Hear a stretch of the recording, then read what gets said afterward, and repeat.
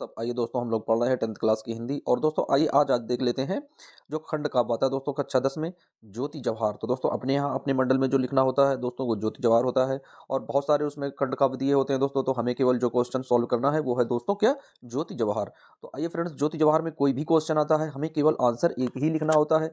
जैसा कि दोस्तों देख रहे हैं आप लोग कि ज्योति जवाहर खंड काव्य में व्यक्त वर्णित राष्ट्रीय भावना पर प्रकाश डालिए, या दोस्तों ज्योति जवाहर खंड काव्य के द्वितीय सर्ग की कथा वस्तु कथानक संक्षेप में लिखिए, या ज्योति जवाहर खंड काव्य के आधार पर कलिंग युद्ध का वर्णन कीजिए, या ज्योति जवाहर खंड काव्य की ऐसी घटना का उल्लेख कीजिए जिसने आपको सर्वाधिक प्रभावित किया हो, या ज्योति जवाहर खंड काव्य में तृतीय सर्ग का कथानक लिखना है, या दोस्तों ज्योति जवाहर खंड काव्य के आधार पर नायक का चरित्र और चित्रण कीजिए। तो आइए फ्रेंड्स देख लेते हैं कि ज्योति जवाहर में किस तरीके से लिखना है।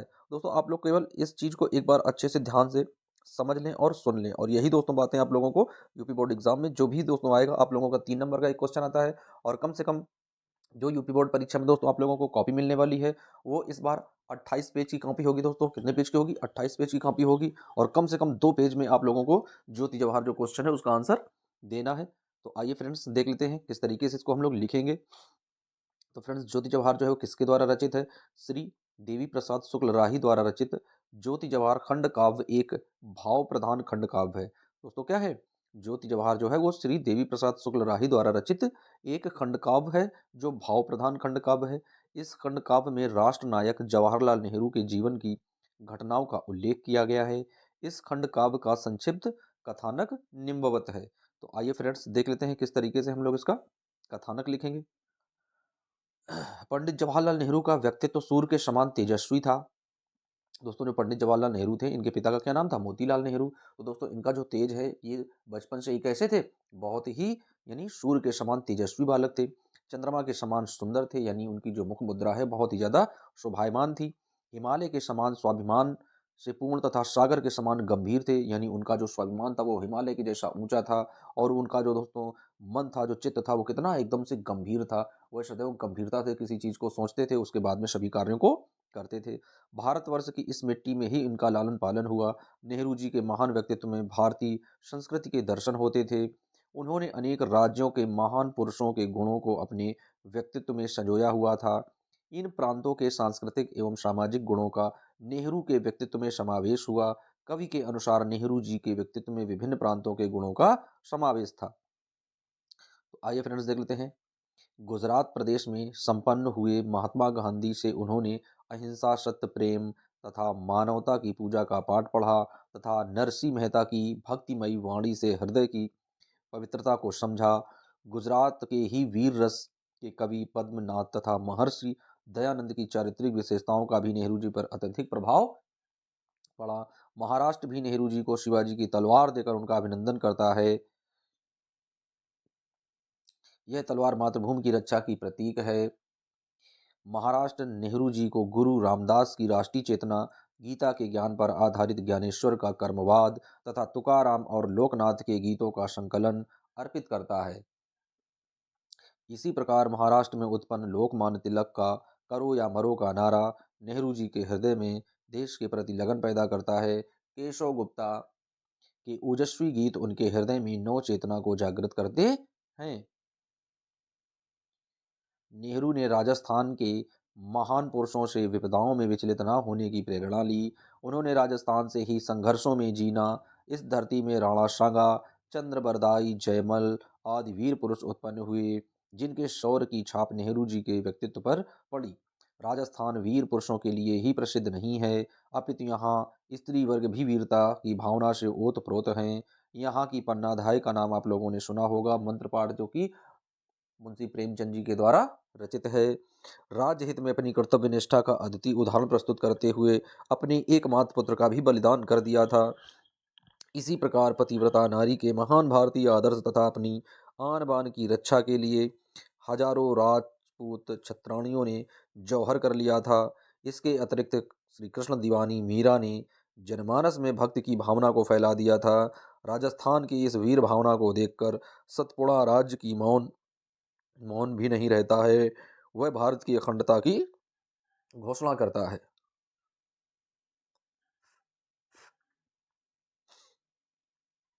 बूढ़ा सतपुड़ा कहने लगा, हूं दूर अगर अलगाव नहीं।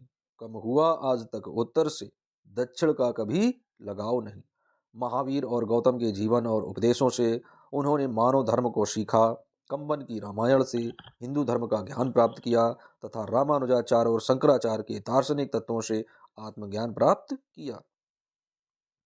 वहीं दोस्तों सतपुड़ा अंत अप्पा से अहिंसावादी विचारों ने सतपुड़ा के साहित्य कला और संगीत पर अपनी विशिष्ट छाप छोड़ी है।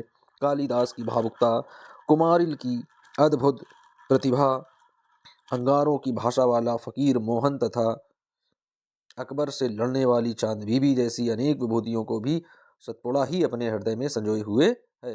हृदयगत इन विभूतियों की समग्र विशेषताओं को एक नेहरू जी को अर्पित कर देना चाहता है। सतपुड़ा की इन प्रतिमाओं में भारतीय संस्कृति जीवित है। तंजौर और भुवनेश्वर की प्रतिमाएं नेहरू जी को आकर्षित किए बिना नहीं रहती हैं। यहीं पर तानसेन की वीणा के स्वर भी सुनाई देते हैं। बंगाल प्रांत भी अपने आप को नेहरू जी पर न्यौछावर कर देना चाहता है। किस तरीके से? बंगाल लगा हल्ला बोलने, फ्रेंड्स क्या है? बंगाल लगा हल्ला बोलने, कंगाल नहीं है कंगाल नहीं मैं रत्नों में, तेरे हित अभी संजोए हुए हैं, अरमान न जाने कितनों ने। तो आइए फ्रेंड्स देख लेते हैं बंगाल का जो वैभवशाली गौरव है वह किस तरह का है। तो बंगाल का वैभवशाली अतीत चंडीदास तथा गोविंददास के मधुर गीतों को हृदय में संजोए हुए है। राधा की ममता जयदेव के गीतों में मिलती है। उनके छंदों के झुरमुट में गोपियों की व्याकुलता के दर्शन होते हैं। कृतिवास के द्वारा अनुदूतित रामायण और महाभारत तथा चैतन्य महाप्रभु की भक्तमयी वाणी आदि नेहरू जी के चारित्रिक विकास में सहायक बनती है। दौलत काजी तथा शाह जफर ने भी बंगाल में ही गज़लों की रचना की है। नेहरू जी को विवेकानंद तथा दीनबंधु की कर्मठता से बहुत अधिक प्रभावित किया है।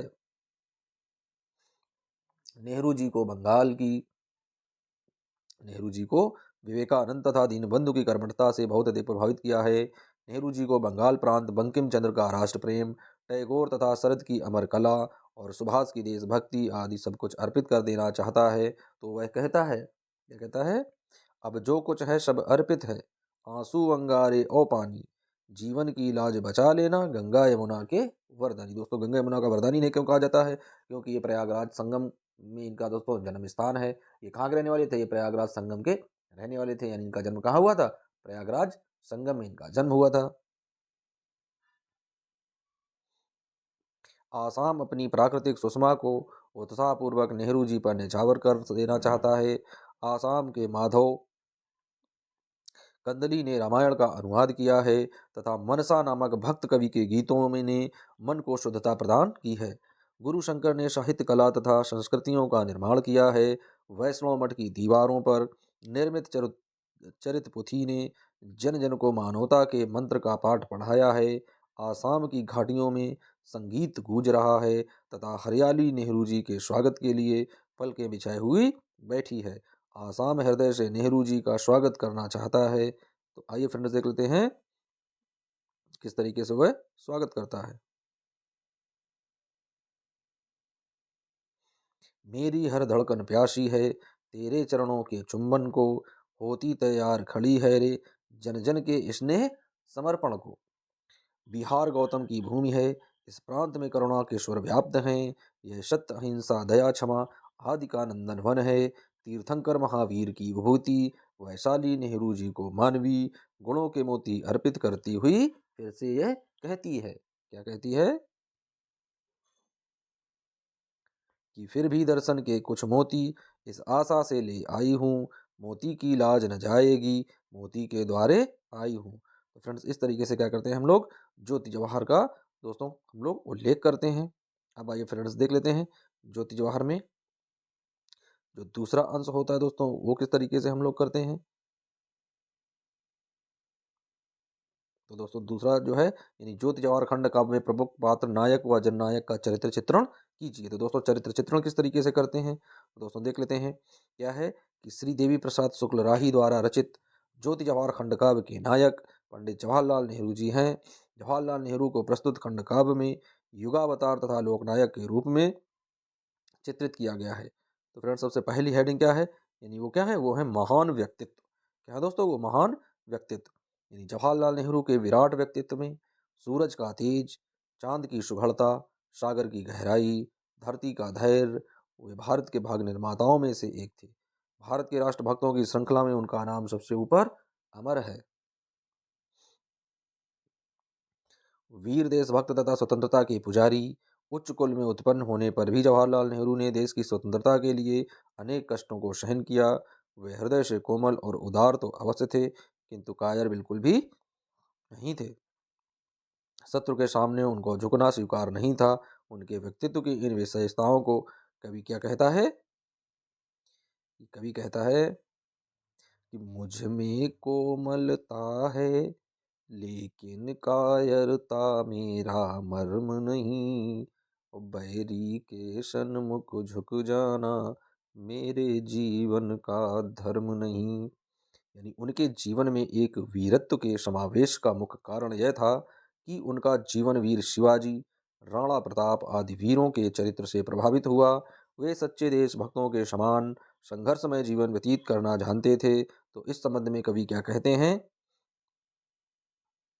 तो कवि कहते हैं कि संघर्षों में पैदा होना और संघर्षों में जीना मरना, जिनके आगे बाधाओं को हरदम पड़ता पानी भरना। तो ऐसे थे दोस्तों कौन? पंडित जवाहरलाल नेहरू जी। तो दोस्तों देख लेते हैं इनका चरित्र चित्रण क्या है। यानी भारतीय संस्कृति के पोषक थे। भारतीय संस्कृति को पोषण प्रदान किया उन्होंने, भारतीय संस्कृति को बहुत दूर तक ले गए। किस तरीके से? जवाहरलाल नेहरू के चरित्र पर भारतवर्ष के प्राचीन गौरव की छाप देखने को मिलती है। उन्होंने महावीर स्वामी, गौतम बुद्ध तथा महात्मा गांधी द्वारा अपनाई गई अहिंसा की नीति का भरपूर पालन और समर्थन किया है। वे गांधी जी के सपनों का भारत बनाने के लिए जीवन भर तल्लीन रहे। भारतवर्ष के शंकराचार्य, रामानुजाचार्य आदि महान दार्शनिकों की वाणी को उन्होंने ध्यानपूर्वक सुना। भारतीय साहित्यकार कालिदास, भवभूति तथा आदि भारतवर्ष के शीर्षस्थ नेता अकबर, चांद बीबी, सुभाष चंद्र बोस, टीपू सुल्तान आदि के चरित्रों पर उन पर गहरा प्रभाव पड़ा हुआ है। सर्वप्रिय लोक नायक थे। दोस्तों कैसे थे? जवाहरलाल नेहरू को भारतीय जनता ने असीम प्यार दिया है। कवि ने जवाहरलाल नेहरू को युगावतार तक कह दिया है, एक लोक नायक के रूप में स्वीकार किया है। लोक नायक वही हो सकता है जिसके हृदय में संपूर्ण जनता के सुख दुख की अनुभूति हो। भारत का कोई ऐसा प्रांत नहीं है जिसने जवाहरलाल नेहरू पर सर्वस्व निछावर ना किया हो। गुजरात, महाराष्ट्र, बंगाल, उत्तर प्रदेश, दिल्ली आदि सभी प्रांतों के कोने कोने में लोकनायक का विराट व्यक्तित्व व्याप्त है। जवाहरलाल नेहरू को युग का अवतार मानते हुए कवि इस प्रकार कहते हैं, क्या कहते हैं? कि मथुरा, वृंदावन, अवधपुरी की गली गली में बात चली, फिर नया रूप धर कर उतरा द्वापर त्रेता का महाबली। यानी वे लोकनायक यूं ही नहीं थे, उनके व्यक्तित्व को प्रकृति ने भी खूब संवारा था। सूरज, चांद, हिमालय, सागर ने उनके व्यक्तित्व को नए कीर्तिमान प्रदान किए थे, जिसका वर्णन कवि इस प्रकार करते हैं, क्या करते हैं? कि सूरज से लेकर ज्योति, किस प्रकार करते हैं? कि सूरज से लेकर ज्योति और चांद से लेकर सुधराई तन की और हिमगिरी से लेकर स्वाभिमान, सागर से गहराई मन की। दोस्तों नौ राष्ट्र के निर्माण करता थे वो। भारत को स्वतंत्रता दिलाने के पश्चात नौ राष्ट्र का निर्माण करने वालों में जवाहरलाल नेहरू का अग्रणी स्थान है। देश का उद्धार करने के लिए उन्होंने पंचवर्षीय योजनाओं को आरंभ किया, जिन पंचवर्षीय योजनाओं को आज प्रत्येक देश में दोस्तों बहुत ही बखूबी तरीके से निभाया जा रहा है। 5 वर्ष में प्रत्येक ग्राम का एक नया सरपंच, नया मुखिया चुना जाता है, जो अपने ग्राम सभा की बहुत सारी दिक्कतों को, लोगों की समस्याओं को दूर करने का कार्य करता है। दोस्तों गुटनिरपेक्षता, निरस्त्रीकरण तथा विश्व शांति की स्थापना आदि कार्यों के फलस्वरूप उनका व्यक्तित्व चमक उठा। वे जात पात के बंधनों को तोड़ने में विश्वास रखते थे, यानी वे किसी भी जात पात को मानते नहीं थे। जवाहरलाल नेहरू सभी धर्मों को एकता में विश्वास रखकर देश को निरंतर प्रगतिशील बनाना चाहते थे और अंत में उन्होंने ऐसा ही किया। विश्व शांति के अग्रदूत थे वो। कौन थे दोस्तों? विश्व शांति के अग्रदूत थे। यानी जवाहरलाल नेहरू आजीवन विश्व शांति की स्थापना के कार्य में लगे रहे। उनके द्वारा निर्धारित तटस्थता, निरस्त्रीकरण, पंचशील आदि की नीति सिद्धांत स्थापना से संबंधित प्रयासों के ही उदाहरण है, जिनके लिए वे अंत तक प्रयास करते रहे। युद्ध विरोधी जवाहरलाल नेहरू भी अशोक के समान युद्ध विरोधी थे। वे अहिंसा के पुजारी थे, परंतु अत्याचारी के चरणों पर झुकने को उन्होंने कभी हिंसा ही माना और उसके सिर को कुचलने को सदैव अहिंसा ही कहा। कैसे कहा कि अत्याचारी के चरणों पर झुक जाना भारी हिंसा है, और पापी का शीश कुचल देना जो हिंसा नहीं अहिंसा है। दोस्तों क्या थे, बहुत ही लोकनायक की तरीके से दोस्तों पेश किया गया है किसको, जवाहरलाल नेहरू को। और दोस्तों अंत में क्या है, राष्ट्रोत्थान के पक्षपाती थे, यानी जवाहरलाल नेहरू ने स्वतंत्र भारत का नवनिर्माण किया है। उन्होंने भारतवर्ष को स्वावलंबनी राष्ट्र बनाने का भरसक भरसक प्रयास किया है। पंचवर्षीय योजनाओं के आधार पर उन्होंने देश में जो एक प्रगति की ज्वाला जलाई है, जो आज तक प्रत्येक ग्राम में दोस्तों ज्वालामुखी की तरीके से कार्य कर रही है।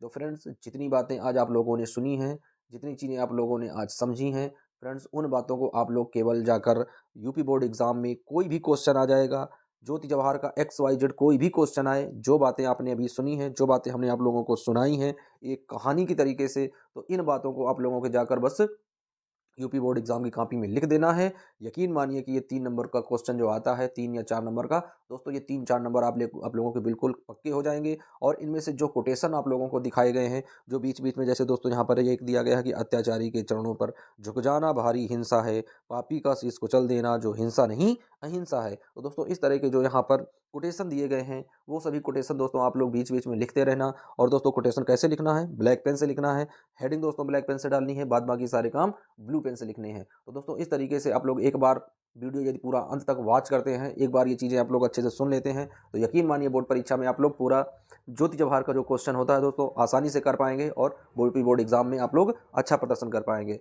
तो फ्रेंड्स बने रहिए वीडियो और चैनल के साथ। मिलते हैं दोस्तों फिर किसी नए वीडियो में। जब तक के लिए फ्रेंड्स जय हिंद। और दोस्तों आप लोगों को यूपी बोर्ड एग्जाम की ढेर सारी शुभकामनाएं। मिलते हैं दोस्तों, जब तक के लिए जय हिंद।